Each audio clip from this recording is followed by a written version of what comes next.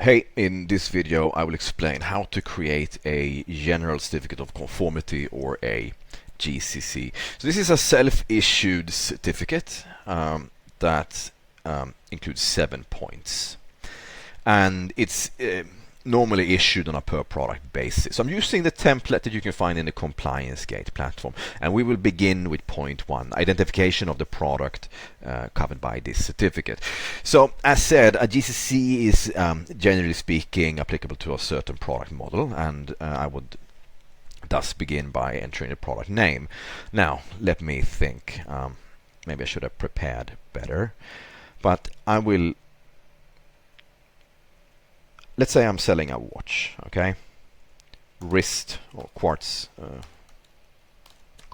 watch, model A, 2025. Okay, just making something up.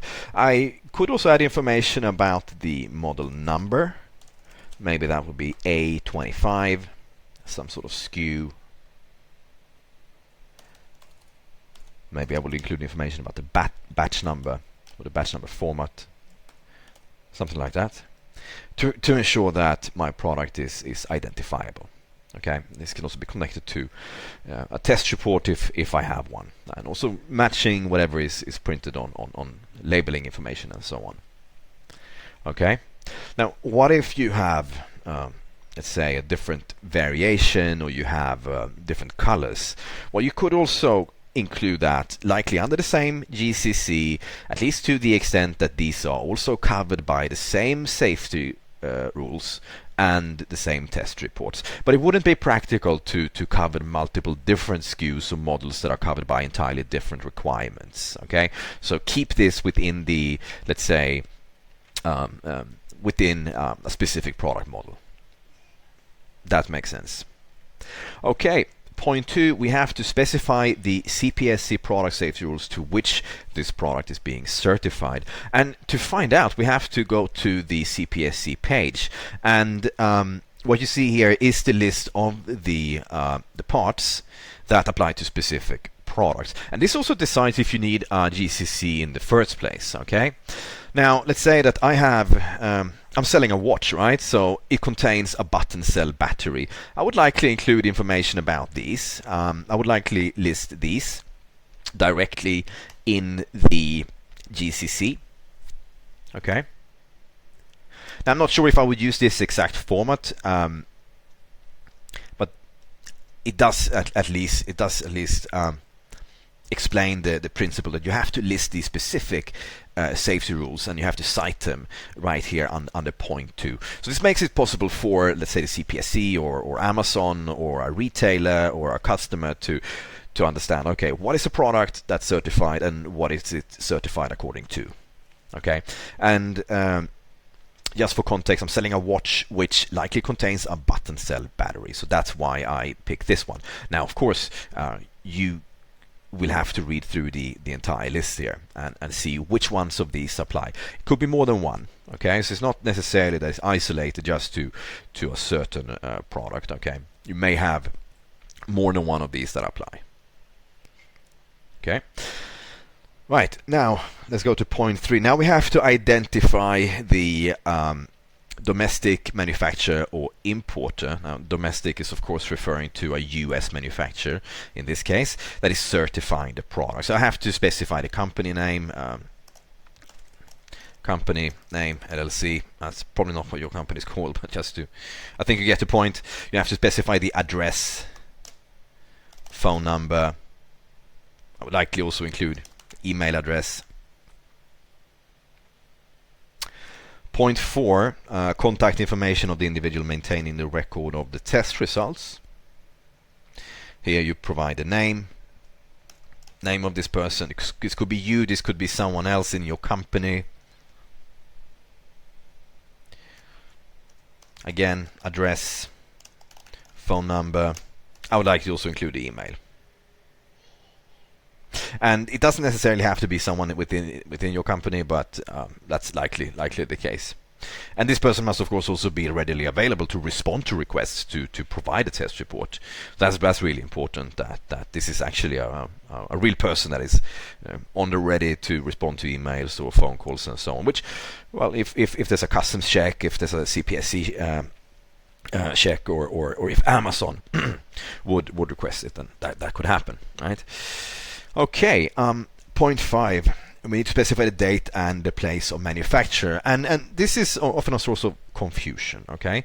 Because to what extent do you need to provide details? Do you need to provide the exact day and hour? Do you need to specify the exact factory address? And the answer is that it depends.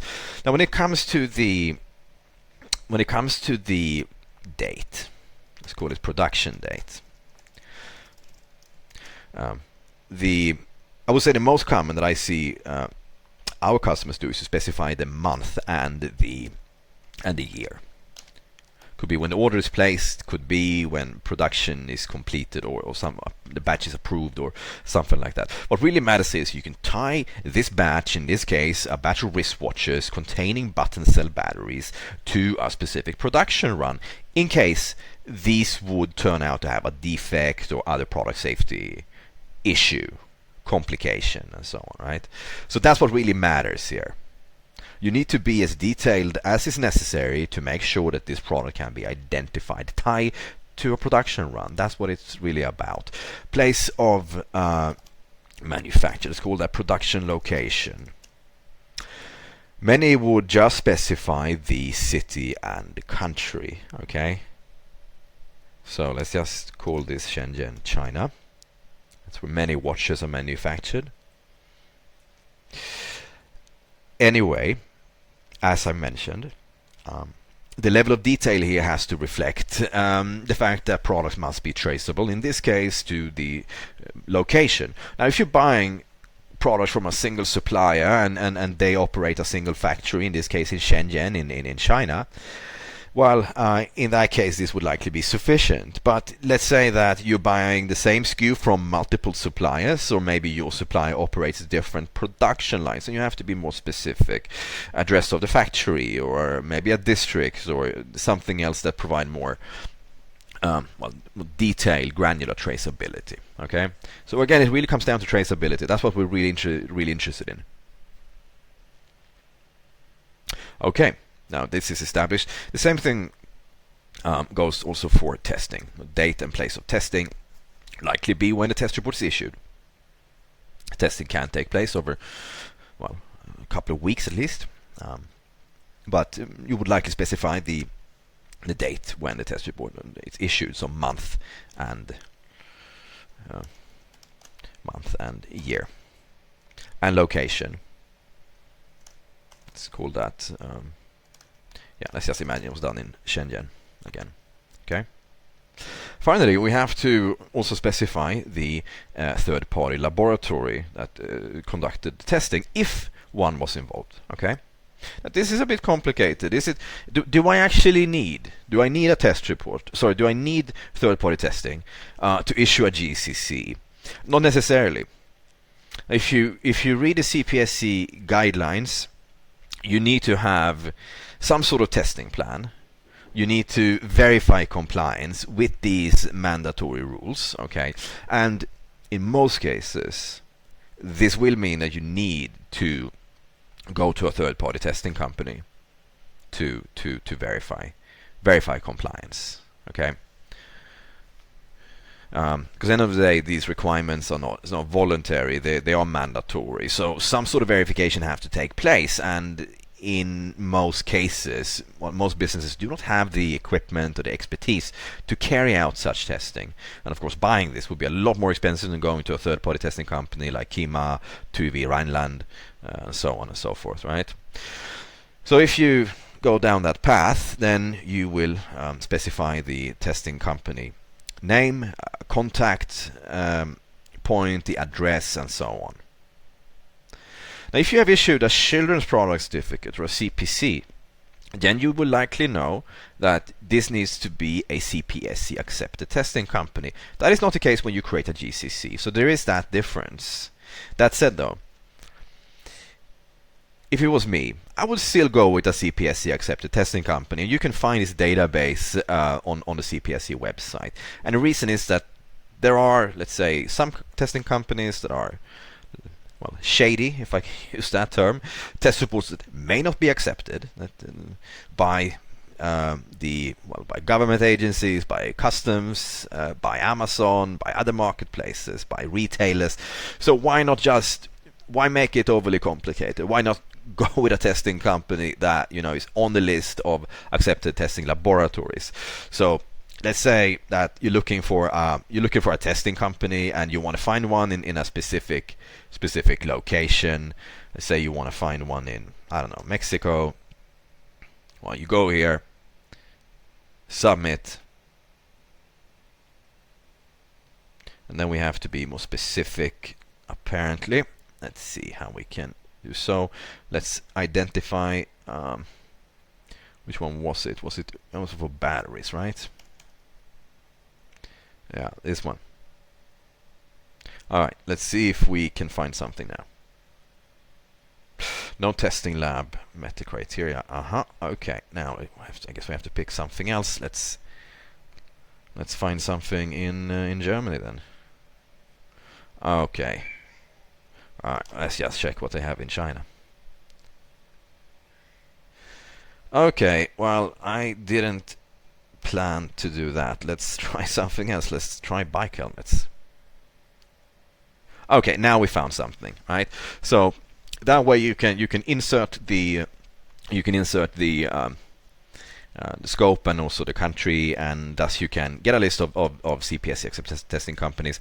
As I mentioned, this is not required for a GCC, but still you want to make sure that you go to let's say a recognized testing company, because you're going to have to pay for testing anyway. And if you open here, you can then find contact details, you can request a quotation and so on. Now keep in mind that a GCC is generally issued after you have conducted testing. So this would take place before you create it, but I'm just here to provide some context. Okay, so let's just do a quick recap. You have to identify the product. This should also match whatever is in the test report, so that there's so it is matching, so it's possible to track it, to demonstrate that this is a product that was tested, not another product. List the different requirements, and again, you can find these on the CPSC page. Without these, I believe you do not even need a GCC. Company information, contact details to the person holding the test results, test report to be specific, date and place of manufacture, testing, and the testing company itself. So hope I managed to make some sense of this. If you have questions, you can of course also write a comment.